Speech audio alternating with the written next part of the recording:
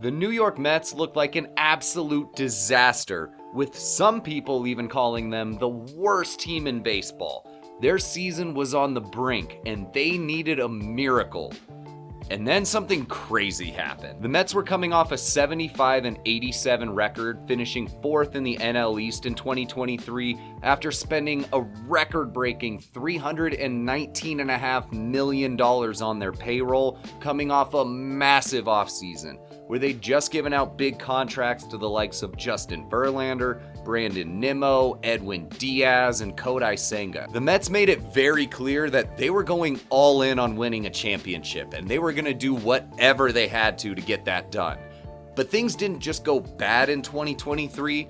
They went so bad that the Mets ended up big sellers at the deadline. They gave away reliever David Robertson, starters Max Scherzer and Justin Verlander, and outfielders Mark Canha and Tommy Pham. They realized they had to punt on 2023, so with how much they went all in, you'd think then that they'd just load up again in this next offseason and go for it in 2024. But that wasn't the case. See, by all accounts, the Mets were going to wait until the 2025 offseason when they could hop in the Juan Soto sweepstakes, or you could go after some top arms like Corbin Burnes and Max Fried, and then once they loaded up on some more star power, then they were going to go for it again in 2025. But what does that mean then for 2024? Well, it led to them not really doing all that much in the 2024 offseason. Their biggest free agent signings were the likes of DH JD Martinez on a 1-year, $12 million deal going into his age 36 season. Sean Manaea got a 2-year, $28 million deal coming off a season where he lost his spot in the starting rotation with the Giants, and over his career to this point, he'd been a 100 ERA plus guy. The definition of your average starting pitcher. They brought in center fielder Harrison Bader on a 1-year, $10.5 million deal. He's a great defender out in center and can give you some speed and some base running, but he's not going to give you a whole lot with the bat. And finally, starter Luis Severino on a 1-year, $13 million deal. He has a career 3.79 ERA coming into this year, but a 6.65 ERA in 2023, and his last full healthy season was back in 2019. So none of these guys you'd expect to really move the needle and make a huge difference for this roster. So it looked like the Mets were kind of taking their foot off the gas here for 2024 and just see how things go, and they started going bad right away. You already had starter David Peterson, who was going to start the season on the IL after off-season hip surgery, and then early in spring training, starter Kodai Senga coming off a 2.98 ERA in 166 and a thirds innings and an all-star appearance in his rookie season in 2023. He ended up straining the posterior capsule in his throwing shoulder. There was no real timetable for when he was going to be back. It wasn't a total season ender like I said in a previous video. I got that wrong. So the Mets were already going to be down 2 guys in their starting rotation just going into the year. And it took all of 2 days for them to lose another one. On March 31st, Tyler McGill ended up straining his shoulder, and now the Mets are out 3 of their 5 starting pitchers that they planned on going into this year. Things were already going bad, and they started the season by losing their first 5 games. Good start. So then we go ahead a couple weeks to April 19th, when catcher Francisco Alvarez, 2023's number 3 prospect in all of baseball, he ended up tearing a ligament in his thumb, rounding first base after an overthrow on a swinging bunt. He was going to be out for a while. So now the Mets are out not just a bat in their lineup, but this was a young, promising guy that you were really hoping would start stepping into a big role here for you. The Mets were just hanging around 500 at this point until we start getting to late May, where they were falling farther and farther below 500, and things would just keep getting worse. New York ended up losing their closer Edwin Diaz for a little while because of a shoulder impingement, and on top of that, Brooks Raley had to get Tommy John surgery, so he was going to be out for the year. Your rotation's already in shambles, and now you're losing arms in your bullpen. This is not looking good. Kodai Senga kept having setbacks in his rehab. You need arms here if you're the Mets. And luckily, they'd get Tyler McGill back on May 20th. David Peterson would come back on May 29th. So at least now they're getting a couple of those guys back in the rotation. But this is how bad things were going early on here for the Mets. On May 30th, reliever Jorge Lopez was DFA'd by the team after he got ejected in a game, chucked his glove in the stands, and afterwards they were asking him about it in the locker room. And it started going around that he called the Mets, quote, the worst fucking team in MLB. He clarified this later, saying he was calling himself the worst teammate in the league, but we know. And then the next day on May 31st, third baseman Brett Baty, who'd been the Mets' number 2 prospect for the last 2 years, he was really struggling to find it at the plate. A 628 OPS, 82 WRC plus to this point. The Mets had seen enough. They had to send him back down to the minors. So at this point, you've got injuries. You've got top prospects having to get sent back down. You've got players calling the team out. There's not a lot going right here for the Mets. But because Baty was sent down, now the Mets had an open spot at third base. And Mark Vientos, who had just been recalled on May 15th, he would take over third. And in those moves that Baty was sent down, the Mets also brought up infielder Jose Iglesias.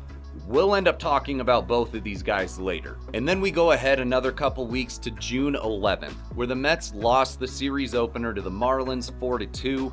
This put them at a 28-37 record and the turning point of their season. New York was already 17.5 games behind the Phillies in the division.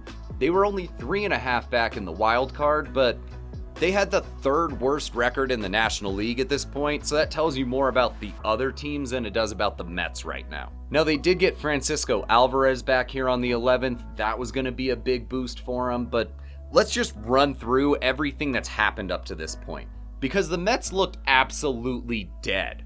They lost their first 5 games to open the season. They'd been 11 games below 500 twice already to this point. They don't have their ace. Their own players have been calling them out publicly, and it was so bad that you had people making videos like this calling them the most expensive disaster in all of baseball. Shit, that's my video. The Mets were at their breaking point. Something had to change or things were going to get very ugly very fast. They needed a hero. They needed somebody to step up. And in their darkest moment, that hero emerged. When this purple son of a bitch popped into all of our lives. This is Grimace, for anybody that doesn't know. One of the McDonald's mascots, and he showed up to throw a first pitch on June 12th. And this is where the timeline just split, because the Mets would go on to win their next 7 games in a row and completely turn their season around. We start the post-Grimace era the very next day when the Mets got their closer Edwin Diaz back from the IL. The bullpen is getting stronger now, but we go about 10 days ahead to the 22nd, and they'd lose outfielder Starling Marte when he left a game and hit the IL with a bone bruise in his right knee. But this time, losing an everyday guy like this wasn't a huge loss here for the Mets. They kept rolling. And we go ahead to the trade deadline where the Mets were 54-48 going into July 26th. Now, the Mets had already made a trade with the Rays to get reliever Phil Maton on July 9th. But on the 26th here, they were going to get another addition by getting their ace back. Kodai Senga was finally going to make his return from the IL and make his season debut, and he was going strong in this game. 5 1/3 innings, 2 hits, 1 walk, 2 earned, but 9 Ks. And that's as far as he went. In that 6th inning, there was an infield pop-up, and he tried to get off the mound. He ended up straining his calf, and initially, this was looking bad. It looked like his season was done. The Mets looked like they were finally at a high point in their season, getting their ace back. But now he's gone again. But they just kept rolling. They still made some trades, getting Ryan Stanek, a reliever from the Mariners, on July 26th, outfielder Jesse Winker from the Nationals on July 28th, and then starter Paul Blackburn from the A's on the 30th. None of these guys, again, are real needle movers. They're not completely changing this roster, but it's a lot more major league depth. You've got guys for the bullpen now, another bat in the lineup, another arm you can put in the rotation. You just round out this roster with some good MLB quality players. Coming out of the trade deadline, you go a couple weeks ahead, and the Mets would get Starling Marte back on August 18th from the IL, so they get another bat in their lineup. They start getting a little healthier, and they start rolling. We get to the end of the month, and the Mets would start a 9-game win streak on August 29th, and this would kick off their playoff push that would take them all the way until the last day of the season. We get to September 30th, an extra day of baseball here after the regular season was supposed to be over, but because of weather, the Mets and Braves had gotten rained out, and they had a doubleheader set that was going to decide the last spots in the playoffs. So here's the situation.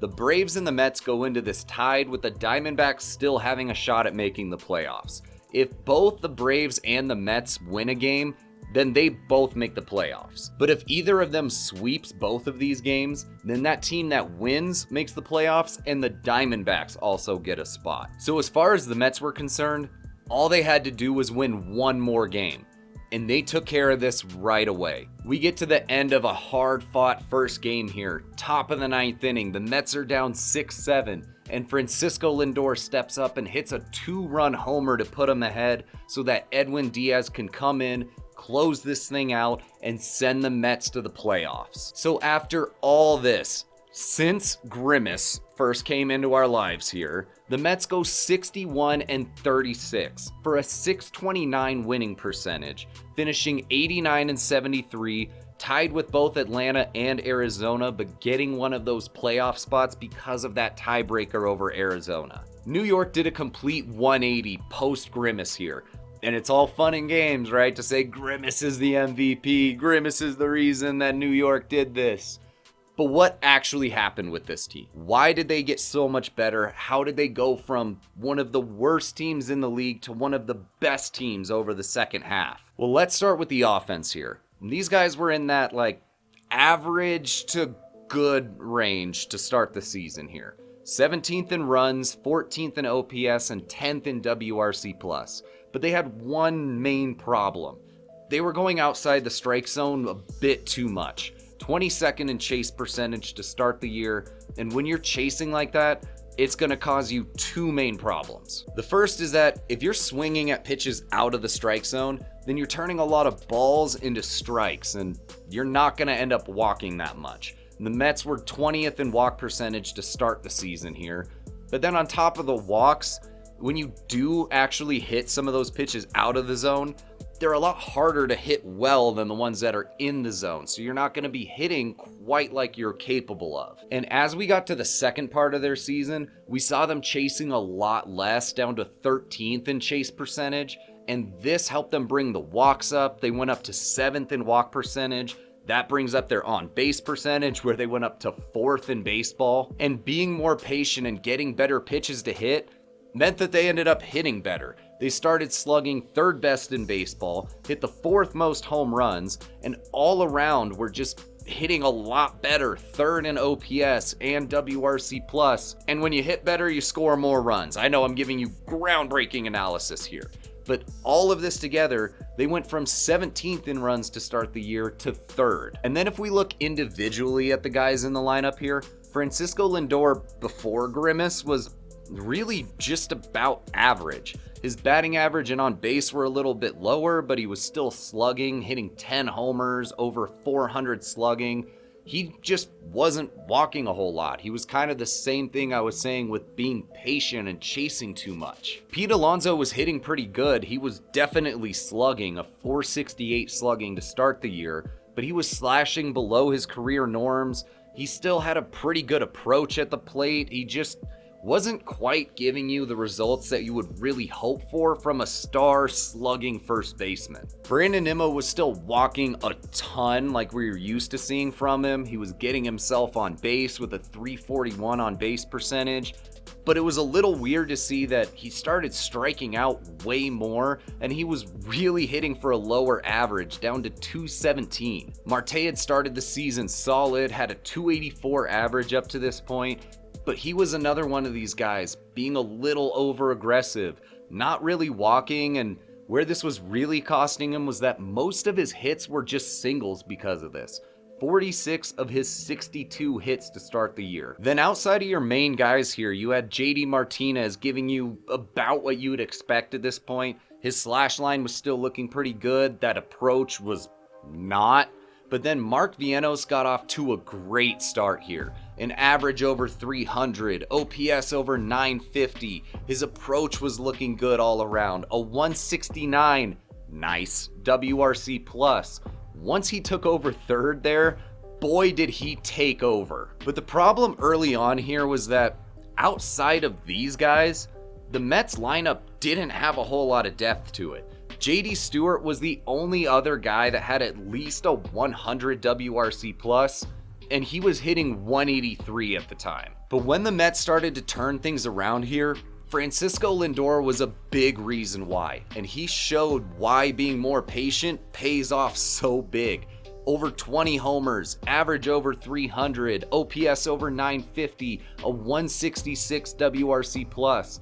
This dude turned himself into an MVP candidate, and if Ohtani doesn't go 50-50 and do what he did, Lindor probably wins the MVP. Pete Alonso overall was about the same. You just kind of saw some stuff balance out here.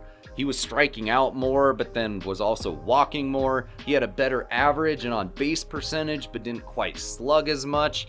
Again, he was still just in that good, not totally great, especially for a star slugging first baseman. Brandon Nimmo kept doing pretty much the same thing, a lower average down at 229.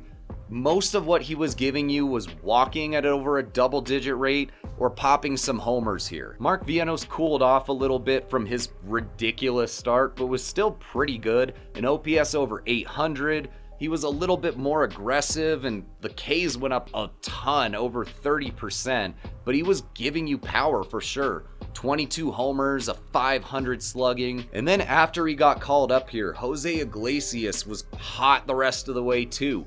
Basically just hitting everything. An average at almost 330, striking out 13.5% of the time, and OPS over 800. And the other big difference here was that now this lineup had some depth to it. Earlier in the season, once you got through those main guys, you could kind of cruise with the back end of this lineup. That's not the case anymore. Over the second half here, this lineup had 9 batters that got at least 200 plate appearances and had a WRC plus over 100. But the biggest difference for this team wasn't with the lineup, it was with the starting rotation, which was one of the worst in baseball, 25th in ERA, 23rd in WHIP at the beginning of this season. And it's kind of hard to get a whole lot of innings out of guys that aren't doing much for you. They were only 24th in innings pitched by a rotation. And the big problem for this rotation was going back to Little League advice. They just couldn't even throw strikes. 27th in zone percentage, 29th in walk rate. But what the Mets did here to turn this rotation around was actually really interesting. They didn't try to fix this strike zone problem. They leaned into it. They stayed 26th in zone percentage, 24th in walk rate. But this was intentional because of everything that I said earlier about staying out of the strike zone. You're going to get more swings and misses, and that means more strikeouts. So they went from 27th down to 12th. You're going to give up fewer hits. They went from 11th down to 3rd. When you start putting all this together, they were giving up less base runners, the 5th best whip in baseball. That means less runs. They had the 5th best ERA. And when you start pitching a lot better like this, now you can use these guys. And the Mets got the most innings in baseball out of their rotation post Grimace. To start the year, Luis Severino was their only starting pitcher with an ERA under 4 at a 3.25.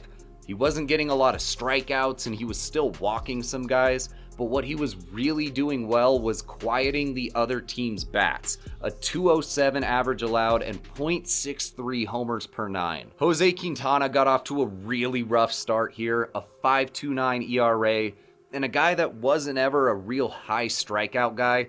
He couldn't miss any bats. These guys were just rocking him. 273 average allowed and almost 1.5 homers per 9. Sean Manaea started out okay with a 4.3 ERA. He was just giving up too many base runners, and too much of this was coming from walks almost 10% of the time. And then in the bullpen, the main piece here was Edwin Diaz, who you're paying a lot of money to be your shutdown closer. He was getting rocked for a 5.4 ERA, still getting those strikeouts, still limiting hits. He was giving up bombs left and right though, over 2 homers per 9 innings. But once these guys started to embrace this new philosophy and turn this thing around, Sean Manaea dropped his ERA down to a 3.05. He still might walk you, but now you can't hit him. 26% strikeout rate, an average down at about 180. You're not getting a whole lot of base runners on this dude. David Peterson also dropped his ERA down under 3. He's still walking guys a lot, but again, now he's out of the zone. He's pitching to weaker contact, giving up almost no homers, about half a homer per 9 innings. Jose Quintana completely turned his season around, a 2.77 ERA the rest of the way.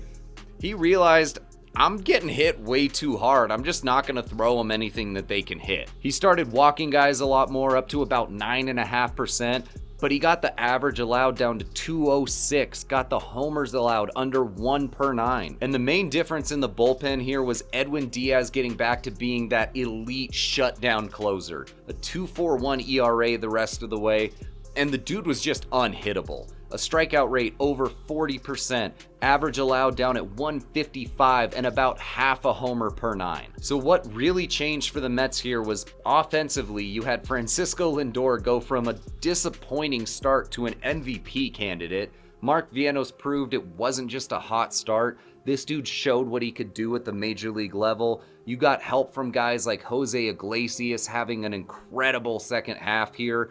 And overall, that just shows they had more depth. They got more help from the rest of the lineup. But the main difference here with the pitching, this rotation finding its identity, finding what's going to work for them, leaning into this strategy of staying out of the strike zone so that they can get more chases, going from 26th to 14th, getting more whiffs, 27th down to 15th, and getting a lot more weak contact. They went from 25th to the best hard hit percentage in baseball. All of this together, you go from bottom 10 to top 5 arguably. The Mets went from circling the drain and very nearly watching their season slip away from them to not just being a playoff team. They win the wild card round against Milwaukee. Pete Alonso with a big 3-run homer in the 9th inning in Game 3 puts them ahead.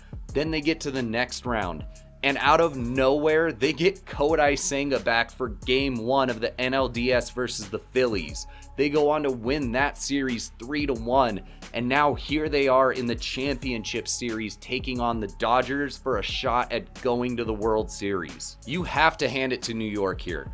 These guys did an incredible job turning this thing around, one of the best teams in baseball over the second part of this season here. But they got some questions to answer this offseason. You've got Sean Manaea, Jose Quintana, and Luis Severino, who can all be free agents this year. Sean Manaea can opt out of his contract. You got to fill those spots in the rotation. You've also got some guys leaving out of the bullpen. What do they do there?